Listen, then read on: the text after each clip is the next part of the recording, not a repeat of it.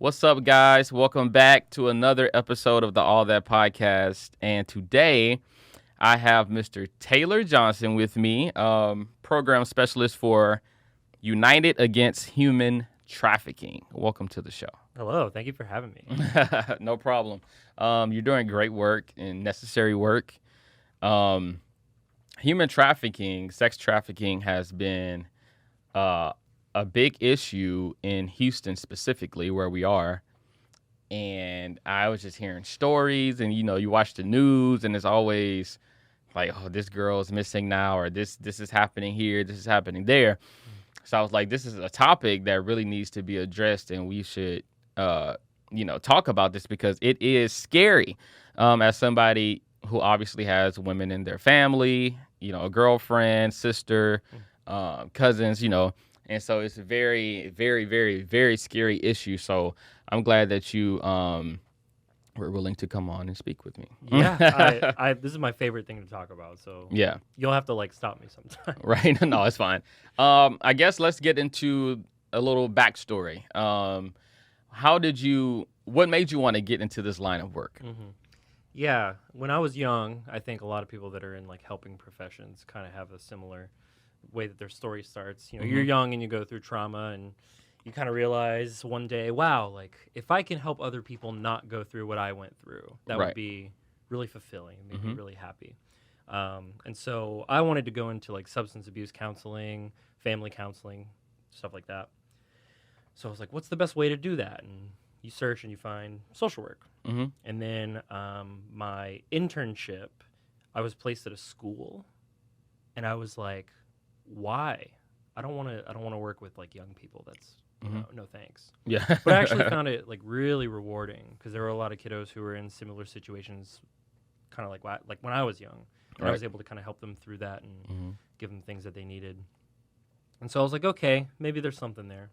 And at the same time, a volunteer from UAHT, the organization that I'm with now, came and spoke at one of our classes. And you don't hear about something like human trafficking and it leave your brain. Right. That's something that sticks with you. Mm-hmm. And then, I got my license, was searching for jobs, and I saw that UAHT had a position open where I could work with youth. And I was like, wow, that's pretty serendipitous, working with youth and this issue that I'm newly kind of passionate about. And it worked out. And that was about 2.5 years ago. And I've been having a really great time, really a lot of growth and a lot of learning, but it's been really, really awesome. Right. Can you explain to us what exactly you guys do at United Against Human Trafficking? Yeah, of course. So we try to tackle the issue of human trafficking from as holistic of a approach as possible. So we look at it from all angles. So I work in the education team. So I work with youth. So mostly schools, juvenile detention facilities, residential treatment centers, anywhere where there's young people, but especially vulnerable young people. Right. We also have outreach. So we'll go to places like homeless shelters, day labor sites. We want to reach the most vulnerable people, not just youth, but those adult populations that are vulnerable. We have case management. So that is pretty new. We've been doing case management for a little over a year now. And I think up until August, I don't even think when I learned this number that August had been accounted for yet. In 2021, we've served over 60 individuals who are in the life, who are trying to get out. So that's really awesome. Our case manager is incredible. What else do we do? Education, yeah. So our education goes a little further. We talk to parents, teachers, law enforcement, healthcare professionals. Those professionals that are kind of on the front lines. That's one of the most important populations to train, is because they're the most likely to interact with someone who's in the life, who's a victim or a survivor. So they really need to know how to identify the situations and respond to them. We do a lot of sort of more of the direct service piece. We'll do a lot of support groups. So we have a program called Real Talk, which is designed for youth who've undergone trauma. It's kind of to give them coping skills and to help them understand what healthy and unhealthy relationships are. We also recently launched Stopping Sexual Exploitation, which is a program for men, mostly men who have a history with sex purchasing. So we'll bring them in and we'll say hey, more than 70% of people who buy sex say they want to stop. So why does it keep happening? Let's like Right. dig in really deep on that. That's like the best part of my work. I'm Yeah. so in love with that program. We just got done with our first official Sex Buyers cohort a couple weeks ago. So really, really happy on that. Yeah, I don't know that I missed very much. So you guys are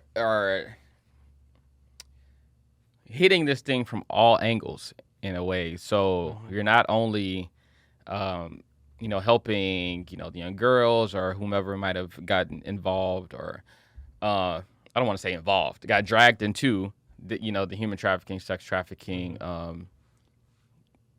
world, and also you're rehabilitating men who were complicit in it also. I love that. So I want you to, and I heard you say you love it too. So because I feel like a lot of people, and I would say maybe rightfully so, would demonize men, in that situation. So from your perspective, what have you seen from these men, and what has it taught you about forgiveness? Yeah. So I think I want to, before and hold on to that question. I don't want to forget. I just tend to be like, what was the question again? No. It's important to think about like why we go into that work. So in your average, I guess, human trafficking case, there's no really such thing as an average because every situation is completely different and unique. But you have kind of like a triangle of who it is that's quote unquote involved. So you have like the victim, the person who's exploited. You have a trafficker or a pimp is kind of what that is commonly known as. But then you also have the demand side of it. Yeah. So literally what happens is a trafficker treats trafficked persons, exploited persons as like they're a product. Right. And without a need, without a demand for that product, there's no supply. There's no traffickers. There's no. So what we do is we look at the victims who are, the people who are being exploited. There are a lot of issues with identification because, like, let's say someone who's around, like a healthcare professional or a law enforcement officer is around, but they don't notice the signs. Right. Or they think, oh, well, this is a prostitution case, and so I'm not going to worry about it. I might even pass judgment off that person instead of recognize them as a victim who needs help because something like 80+% of people who are in what we would call prostitution are actually being trafficked. Right. Right. So like they might completely miss a situation. There's a lot of fraud and coercion that's taking place. So a victim might identify with her trafficker. That's not a pimp. That's my boyfriend. That's my partner. Got it.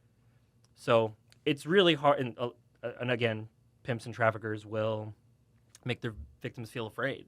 Like if you say something, here are the consequences for you or your loved ones. A lot of times they rely on their trafficker to have their basic needs met, like housing, food, clothes. So they're very dependent. Yeah, so they're not always in a position where they can cut that off. Right. So then you look at the pimps and the traffickers. You look at that side. And it's like, okay, well, we have to prove that forced fraud or coercion were taking place because, like, prostitution is a separate crime. Like, if you can show that someone was willing and consenting to that activity, that's different than if they were forced or tricked into it. Right. So you have to prove that, but we were just kind of saying, like, it's really hard to get victim testimony for the reasons that I just mentioned. Right. And pimps and traffickers are generally kind of dangerous. So those two angles are, like, really hard sometimes. So then what you do is you look at the demand side of it. Like, how can we stop before even someone wants to buy sex or purchase products that were born out of forced or cheap labor? Gotcha. So that's kind of like the angle of like why we even do that in the first place. Because I feel like that's a question that I get sometimes is like, why would you even waste time trying to? But yeah, the rehabilitation thing. This came up in a conversation that I was having the other day, where we do tend to jump to like, oh, well, that's just like a behavior. That's a you problem. Right. That's actually something we talk about in the class itself. Is there's like this really big difference between shame and guilt. Shame says I am bad, which means that it's tied to my identity, which means that I can't change. And guilt is, oh, I did something that caused harm. And that's something that we can alter. That's something that we can do to like adjust our behavior and kind of make things right. And I guess like there was this really interesting moment that happened last year. We were doing some volunteer cohorts. I was trying to learn how to facilitate, and Mm-hmm. there was this moment where we had a participant who had a history. He was a volunteer with us, but he had also had a history in being involved in the life, not as someone who was being exploited. Okay.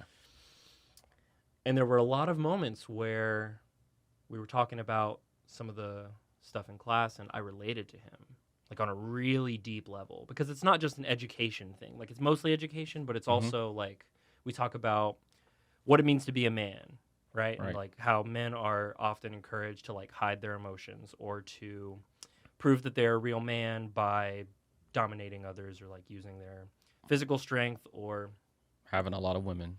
yeah, exactly, Mhm. things like that. And if you don't have that, then you're either outcasted or you're then subjected to other men's violence. Right. So in that process of learning, like, why do we feel these ways? Why do we behave in this way because of our emotions that we're not dealing with? You identify with someone on that really deep level who is that person that you might have demonized Mhm. before. And there was just like this realization, like, wow, like we're really not that different. I feel like I maybe am someone who's had a lot of luck, Mhm. a lot of privilege, a lot of good fortune to have been provided strategies to like cope with different things that I've experienced. Not everyone has that. Mhm. And so what we want to do is give that to as many people as possible. And sex buying is a behavior that's really not terribly different from like gambling, using drugs or alcohol. It's an addiction. It's a coping mechanism. Yeah. So, you Yeah. know, once you recognize it for what it is, it's easier to approach it with the lens of like compassion Mhm. and trying to understand and help them understand like the harm that's being caused. And it's definitely like we try to let them know like we're not coming from a place of judgment. Right. The class really focuses on like this issue of gender-based violence, which is kind of what we see, like human trafficking. It's very much an issue of gender-based violence. But if you look at it from that perspective, Mhm. it's usually a man who is perpetrating violence, and it might not be always a woman who's on the other end of that, but it's Mhm. usually a man who's perpetrating.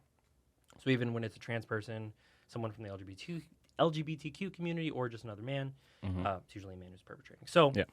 it's a spectrum of gender-based violence, and every man, programs mostly for men, is on that spectrum somewhere. Right. So it's like, how do we walk together to ensure that we can live in a world without exploitation? I love that, and we'll get back to the main topic, but Yeah. quickly. I love that you guys are doing that because, you know, I feel like oftentimes we don't go deep enough into the problem. We just try to fix things with the topical solution. You know what I mean? Like, but we don't really go deeper into it. Like, okay, you can demonize these guys or whatever, but then all that's going to be doing is creating, you know, it's going to go to their children, their children, their children. If you don't stop and really get to the root of why and start to, you know, really do the work like you guys are doing to get down to, okay, why do you think like this? Why do you think you have to do this? And that's really the work that needs to be done. Because as a man, and you probably can attest to this, it's like from an early age, this is indoctrinated in us, you know, about always having to have a lot of women, you know, you being kind of made fun of if you didn't have sex by a certain point, or, you know, then if you had a girlfriend, you know, the number one question from people around you or males around you is, did you hit yet, or something like that. So we feel like we, you know, associate manhood with the getting sex from a woman. And when you grow up like that, that's the prism you see a woman in. Exactly. You know what I mean? Yeah. It's strictly sex.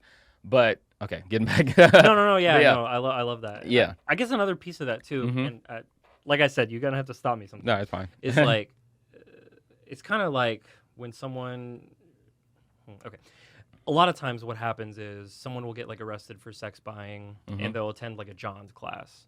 I don't know if you've ever heard of I haven't. one of those, but a John is like a name for a person who is a sex buyer. Okay. So these like John's classes, they're like one day and they're like several hours and like that's it. But like our program, we take like 8 to 10 weeks and Yeah. like sit down and we're like, look, Mhm. This is what the issue is, and here's how we're either complicit in it or perpetrating it, and how we can change. And I think that's like the important part is like you mentioned, like, Mhm. okay, well, if you don't get to the root, then you're raising your kids a certain way. Their Right. kids are gonna, and like It's that's how just you impact lasting change. Is like really sitting and walking with people instead of blaming them, and right. which yeah. Why do you think that Houston is such a hot spot for sex trafficking? Is it because of the large number of population here, or why do you think Houston is such a Yeah, hot spot? there's lots of reasons. Mhm. One thing that I really love doing is there's a lot of myths about human trafficking. There's a lot of like misconceptions, Mhm. and one of those that I come across a lot is like people using human trafficking and like illegal immigration. Like they use those words Interchangeably. yeah, but Mhm. like they're very different. Right. They have there's some overlaps, all right? So like Mhm. illegal immigration, for example, is a crime against a border. Someone's paying or exchanging a good or service to go from one place to another. But with trafficking, the commodity, what's being sold is the body of the person.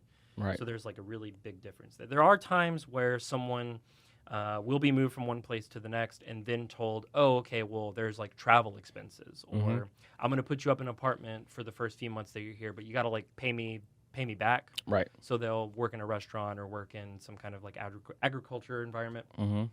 and that quote unquote debt never goes away.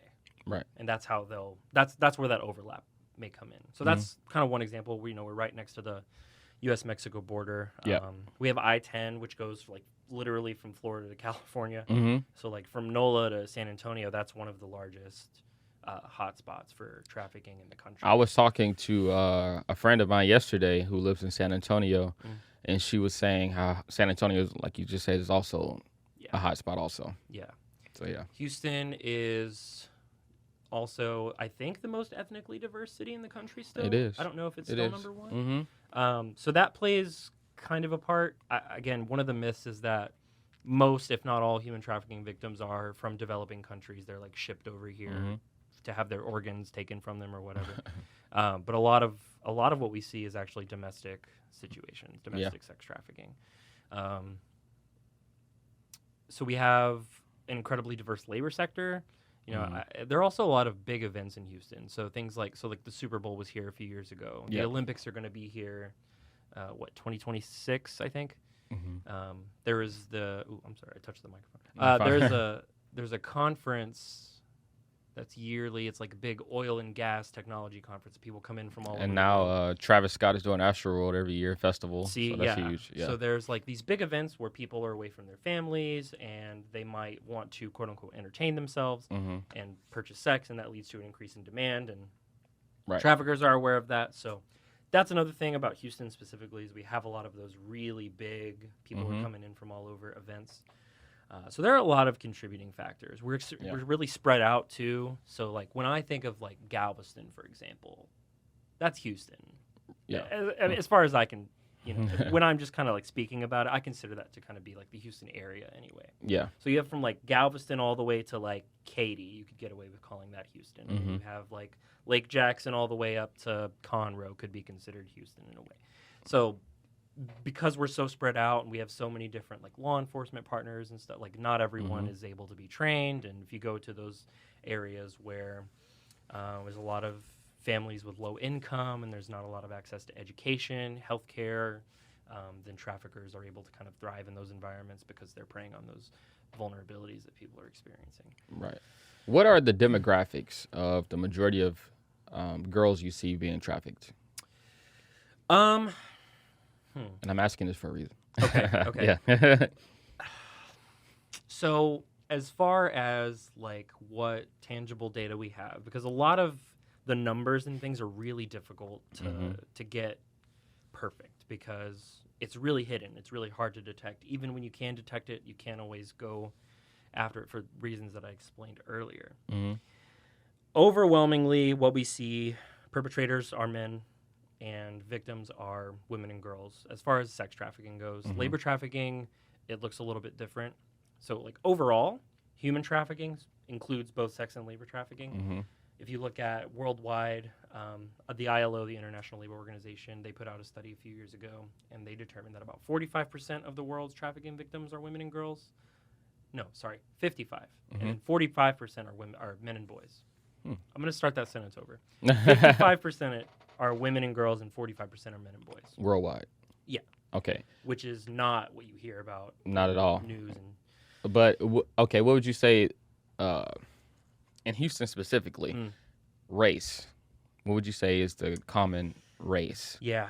in this? As far as like actual the numbers, Mm-hmm. I don't know that I could tell you that, but Okay. I know what we see historically is Black women and girls and Native American women and girls are the most impacted by trafficking. And I think in Houston, Hispanic, Latino women and girls are for sex trafficking.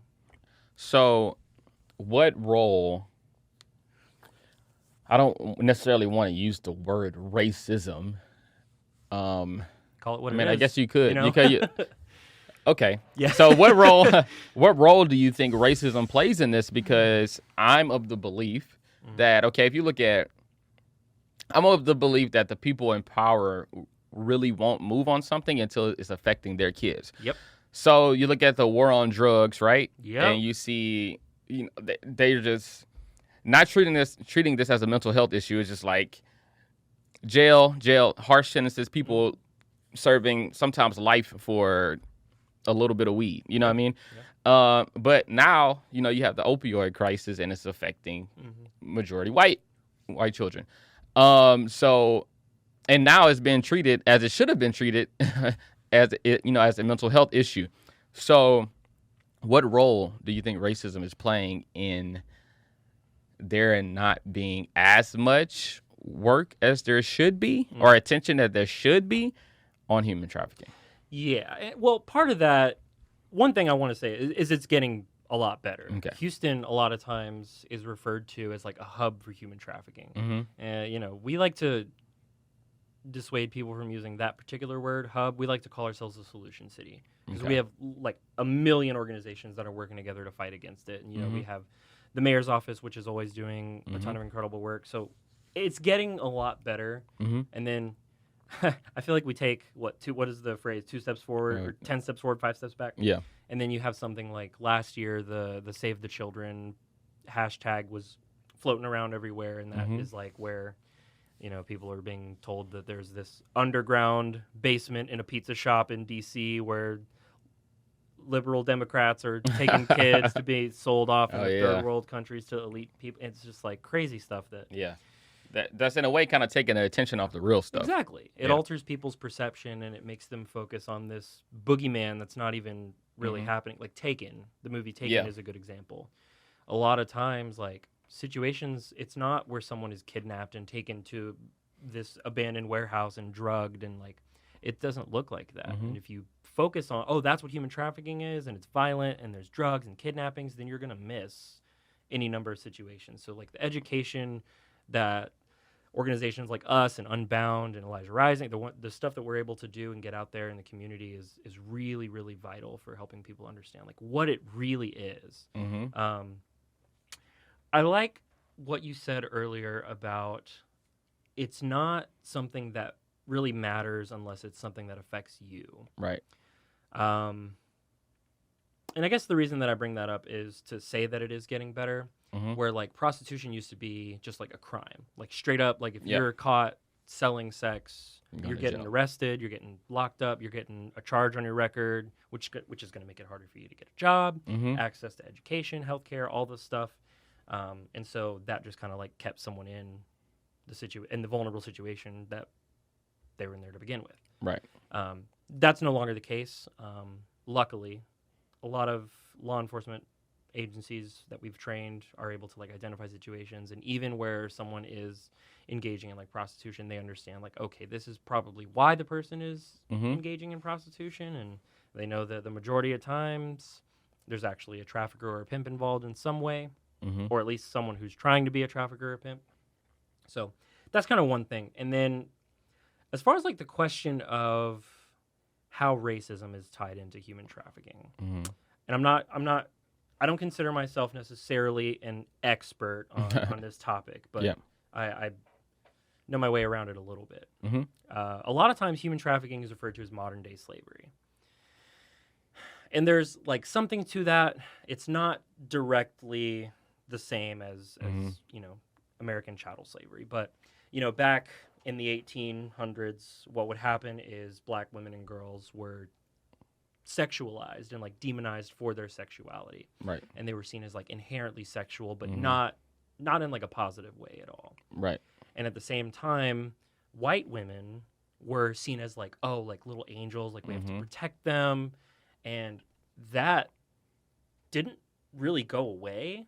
And so Going now, back to dealing with the issue. Right? exactly. Yeah. So like now what we see Mhm. is a lot of the human trafficking stuff that you see in the media Mhm. focuses on like young white women. But we know on our side that like more than 50% of individuals who are trafficked for sex are black women and girls. Right. So it's like, okay, well, there's a correlation there, Mhm. and like it does go back to that structural racism, that leaves low-income environments, with healthcare, education, mental health care, Right. homelessness, right? Like all those things are like directly vulnerabilities that lead to trafficking situations. Right. And it's kind of reminiscent of the Me Too movement. The Me Too movement was started by a black woman to bring attention to young black girls that were being raped and molested, and then it kind of got hijacked by Hollywood, and then it was the white woman, thing now. Yeah. And so this what just kind of reminds me of. I have a friend who's a lawyer, and he had this one case in particular. It's like a CPS case, I believe. Okay. And it's human trafficking. They got the girl set up, got her set up way.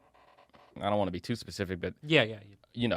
they got her set up far away from Texas Sure. with some of our family members in another state. And somehow she got back in touch with her pimp Mm-hmm. and got back into the life. Yep. So how often do you see that? Like, there, and why do you think that is? Because from a person from the outside, it's kind of like hard to understand. Like, you wanted to get out of this, you're in a safe environment now, and you want to go back. And I think even the girl's mother was complicit in her being trafficked. Yeah. Yeah. Oh man, there's so much there to unpack. In a lot of domestic violence situations, this is always an example that I like to go back to. Mm-hmm. People have a lot of friends and relatives who have been in abusive relationships where, okay, this person that you're with is like beating on you and like cheating on you and like treating you awfully, abusing you economically, mentally, whatever. You leave, you stay here for a week, you go back. Right. It takes an average of 7 times. For victims of domestic violence relationships to leave and go back before they're finally out for good. Mm-hmm. And it's the same thing with trafficking. I think it's even... I think it happens more frequently in trafficking because, like we were talking about earlier, the traffickers make it to where the victim is dependent on them. Right. A lot of times they target people that have never really known anything else. There's a study that came out long time ago, like when the movement was first starting, but they found that a significant number of exploited individuals had a history of childhood sexual abuse, had a history of abuse at home, had a history of homelessness, right? Like these things that I don't know anything else. So it's kind of like you see like recidivism in prison. It's like, well, you were in the free for however long and then you went back. Like, what happened? It's like, well, I don't know anything else. Right.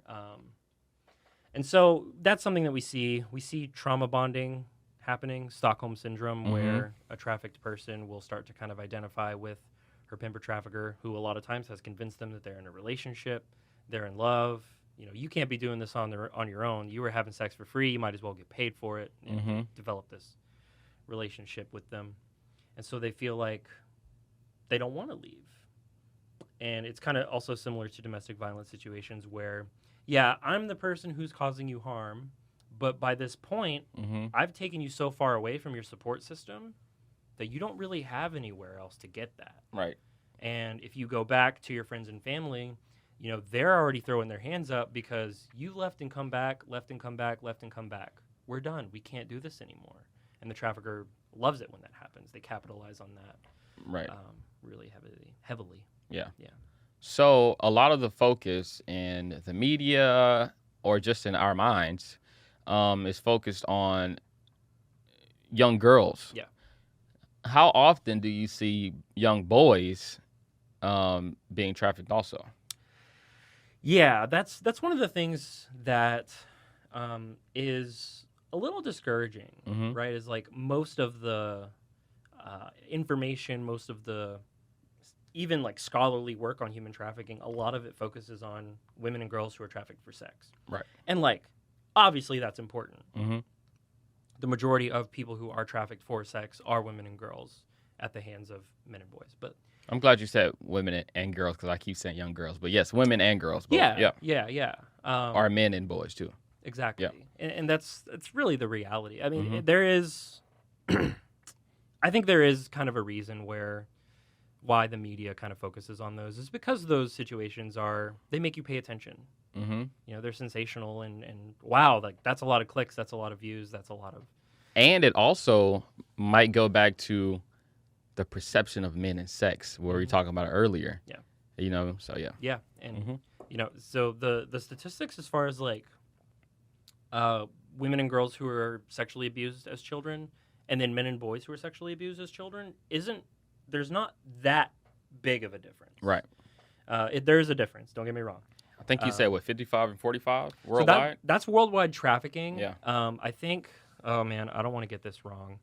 I don't want to quote the numbers because I would look like a fool if I got it wrong, but Yeah.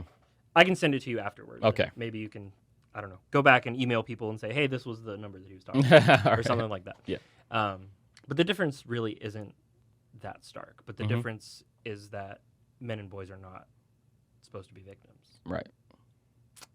A man or a boy cannot come forward and say, hey, I was like sexually assaulted because, oh, well, you liked it. Like, because you do, because you're a man and you like sex. Mm-hmm. So there was another study that they came out with where they had brought in, can't remember the number, but they had brought in a set number of men, adult men, who had confirmed childhood sexual abuse experiences. And like they knew that the therapist that they were talking to knew about that. Mm-hmm. And there was still a delayed disclosure from the time that they came in. And from the actual incident itself to the first time they disclosed, there was a delayed disclosure of 15 years average. Wow. 15 years. You know, so I have come across young men, because most of my work is with youth, young men who have experienced trafficking in the past and who were currently being trafficked.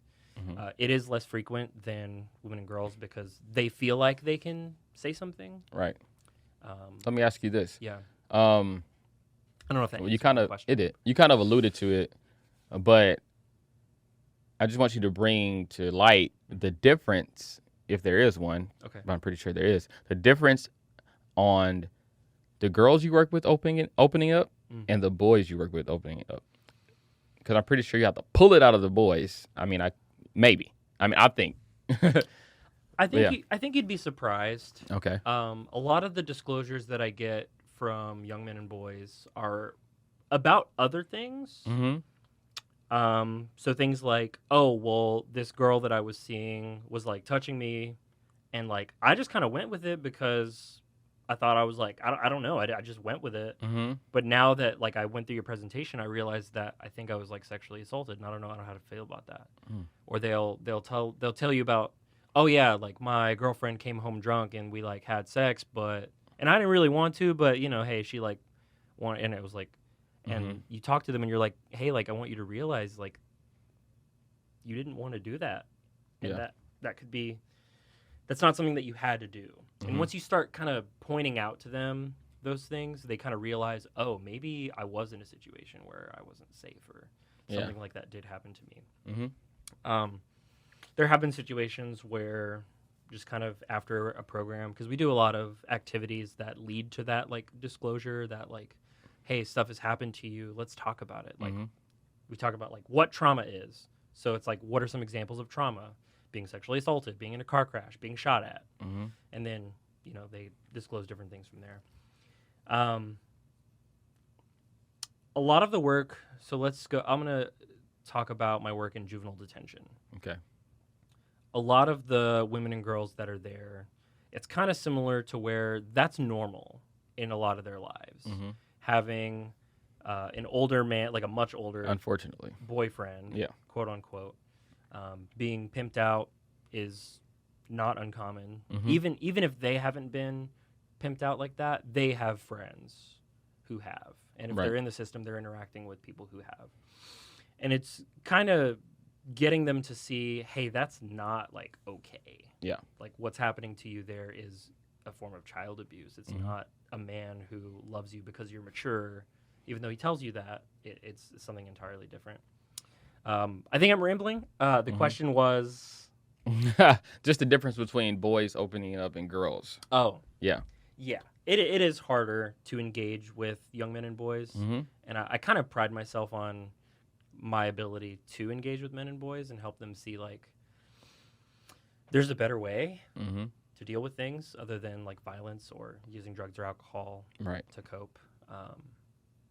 I pride myself on that skill set, and that's kind of my thing. It's kind of my niche within like my organization, something that I'm really pushing for. And I've been able to engage young men and boys up until this point, but luckily now, I was talking about SSE, stopping sexual exploitation, learning how to engage the adult men, because in a way, when you're engaging the adult men, like you said earlier, they're Yeah. raising children, so you are engaging Yeah. both by doing the one. So Right. yeah, I hope that answers.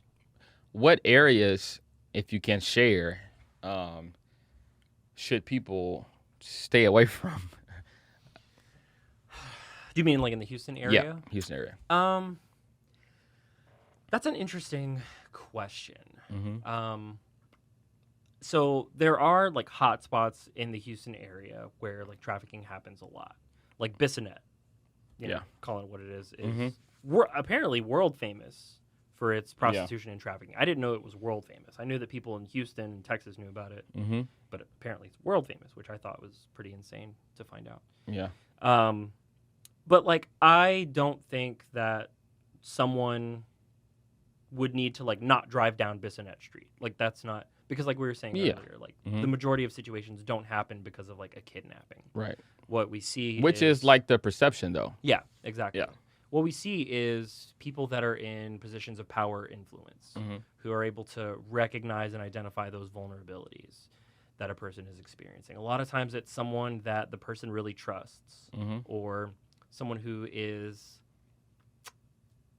holding some sort of a position where they should be able to trust them. So we do this part of our presentation where we show like random faces and we're like, okay, who do you think are traffickers? And the big gag at the end is, oh, they're all traffickers.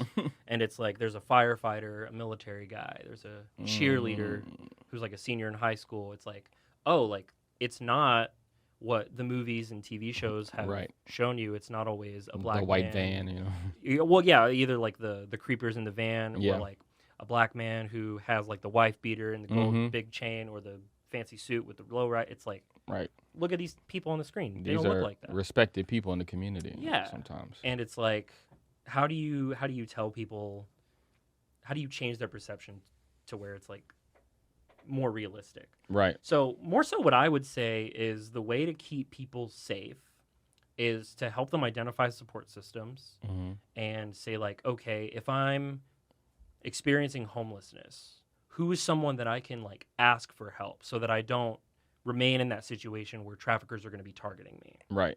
If I'm a young person who maybe, I'll use a specific example that comes to mind. Maybe I'm in high school and my parents lost their job, so I had to get a job to help pay rent. And because of COVID, they lost their jobs. And then I started OnlyFans, even though I'm a minor, to help pay bills. And then someone identifies that I'm on OnlyFans and they say, hey, you don't want to be doing that by yourself. Like, you're managing all this money. Like, let me help you out. Let me work with you. Mm-hmm. And that turns into a trafficking situation. So Right. a lot of like the social media stuff is something that I talk about too, Mm-hmm. where it's like, okay, again, not like necessarily a stranger finding your location on Snapchat and then coming and kidnapping you, but Mm-hmm. someone who sees you tweet about how depressed you are, how bad you need money, or you're getting kicked out of your parents' house and you need somewhere to go. And a DM is like that. So I would imagine that social media really just amplified Oh my God, yeah. this so much because the visibility. Yeah.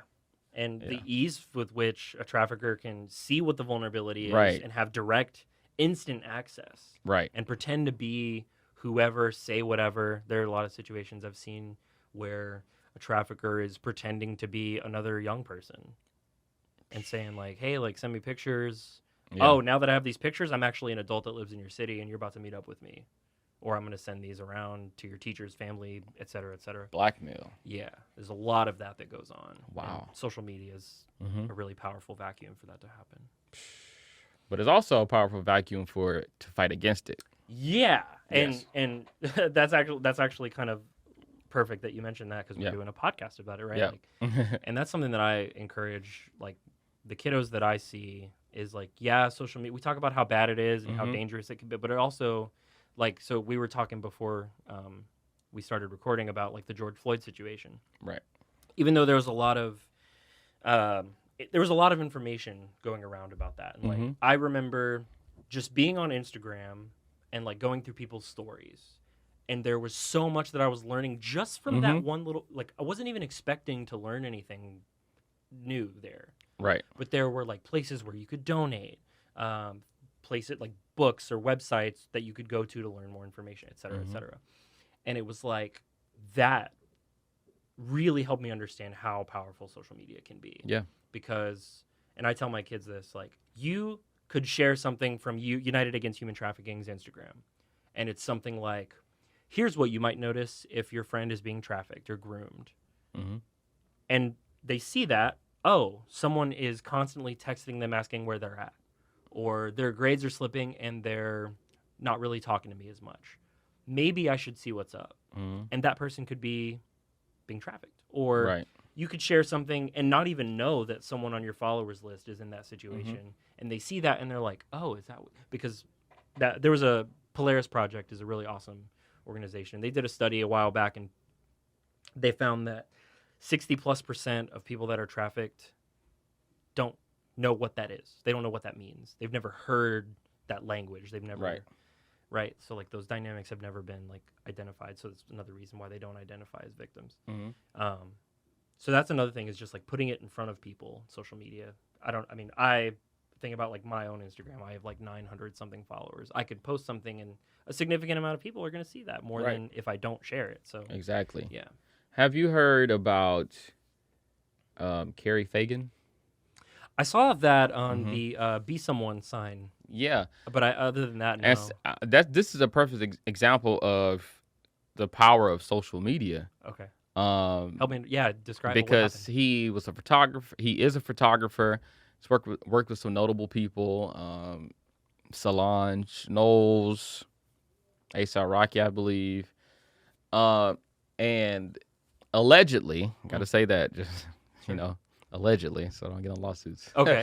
But allegedly, he would lure these young women in and say something was wrong with his computer, so the screen was going to be black, but he wanted them to undress and try on these different outfits for them, but he would have his camera black, and he did this to multiple girls. So what these ladies did, I'm not sure who first started it, but she stopped the Stop Khyrie Fagan page, and then all of these young women just came out and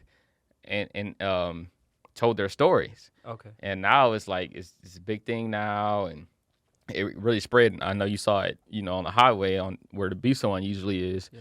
And you saw it there, and so it just spread. So that just shows my friend. I've been friends with my friend for a decade probably, and seeing other women come out made her finally. We never had this conversation about. 'Cause she had experience with him also. We never had that conversation until, this happened. So that goes to show the power of social media. Wow. Yeah. Yeah. I agree with you. That's powerful. I'm going to look more into that story. Yeah. Do you have any last advice to give the listeners surrounding human trafficking or just surrounding their relationship with sex in general? Man, there's so much that I could do, Mm-hmm. that I could say, I guess. That's a really good question. Mm-hmm. I guess what I would say is try to understand things for what they are, Mm-hmm. and like know that on social media and in movies and TV shows, they're not trying to show you the real thing. They're trying to show you a version of it that's going to make you care, that's going to make you click or make you buy things. Right. And I think there's an expression, the loudest dog barks. That's not the expression. The people that are the loudest Mm-hmm. typically are on like one very far end of the spectrum of whatever it is they're talking about. Right. So like really try to learn as much as you can about like what the issue of human trafficking and sex buying and all of that stuff like really is. Mm-hmm. And I think that is where those things start to kind of unravel. Gotcha. It did for me anyway. So if there is a woman or girl or man or boy that's listening to this podcast and they might be in a situation Sure. and they want to reach out, give them the information. Yeah. So one thing that you can do, this is my favorite resource to give to anybody, is the National Human Trafficking Hotline. The number is 1-888-3737-888. It's a 24-hour hotline. You can call or text. You can report anonymously. So if someone who's reporting doesn't want to talk to law enforcement because there might be a trafficker who could find out who it was, and then, right, like you can report anonymously. And they're not going to ask who you are, which is really cool. Depending on where you're at, because it's a national hotline, you can say, hey, I'm in Montana or something. I forget Montana is a state sometimes. But they'll be able to kind of point you in the right direction as far as like, okay, here's something that you can, here's an organization that you can call or something kind of along those lines. And then finding a support system is really important because, so for example, if someone is an adult who's being trafficked, and let's say I find out about it, I don't have like the legal right to go and like make a report on that situation. I have to like talk with them and make sure that they're ready. It's only like on their consent that we can do that. Right. So having that support to kind of help guide them, help walk them through that process, because a lot of people are terrified to do that alone, is really important. And then I get for young people, it's a matter of like, hey, we got to tell somebody, because minors, there's mandated reporting. If someone is aware of a minor who's in a situation, you have to report. So it's a matter of like, again, getting the information out, and then if you see something, you have to say something. Gotcha. But it's also teaching young people that like, hey, it's okay to admit, right? Hey, like something's happened. So the National Human Trafficking Hotline, United Against Human Trafficking, Unbound, The Landing, Elijah Rising, Fe y Justicia, Catholic Charities, YMCA International, all those organizations are organizations. Their phone number comes up on Google in a 20-second search, and those organizations that you can call and say, hey, this is a situation, let's figure something out, or help me, right? Like all of those things are places of really good resources. Well, if you are listening to this podcast and you are in a situation similar to what we've been talking about on this podcast, just know that you don't have to be in that situation. There is help. There is a support system out there, people who are willing to help and try to help rehabilitate you and get you started on the right track for the rest of your life. So don't think that you have to be dependent on these pimps or these whoever is in the position that's holding you hostage. Don't think that you have to be there, because you really don't. And there's so much life for you to live outside of that. So thank you, Taylor, for coming on. I appreciate everything you said. I know it was some things that, hit me that you said that I really enjoyed. Oh, wow. And I know that you blessed the audience also. So thank you. Yeah, no, this was awesome. Thank you so much for having me. And y'all, the listeners can't see it, but I don't know if they can, but yeah, the room that we're in is really nice. This is like the coolest. But yeah, no, this was awesome. Thank you. All right. Thank you. And thank you guys for listening. See you next week. All right. That's it. Woo! Oh, man. I'm really good at rambling and forgetting what my point is. No, it's fine. I'm going to get the lady and come take a picture right quick. Okay, cool. Should I stay in here? Yeah. Okay.